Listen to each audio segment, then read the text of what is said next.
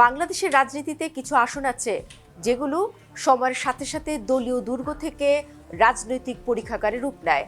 ব্রাহ্মণবাড়িয়া ৬, যেটি বাঞ্ছারামপুর আসন হিসেবেই পরিচিত, বর্তমানে তেমন এক পর্যায়ে দাঁড়িয়ে আছে।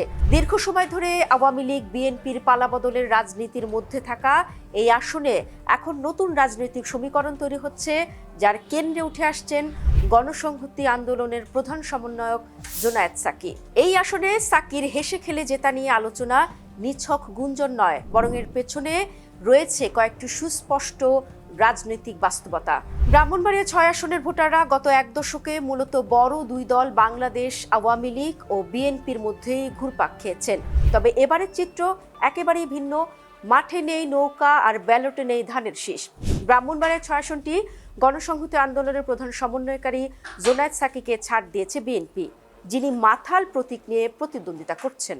যদিও প্রথমে সাকির মনোনয়নে ক্ষুব্ধ হয়ে দলীয় সিদ্ধান্ত অমান্য করে স্বতন্ত্র প্রার্থী হন আব্দুল খালেক ও জেলা বিএনপির সহসভাপতি মেহেদী হাসান, পরে তাদেরকে প্রথমে বহিষ্কার করা হয়।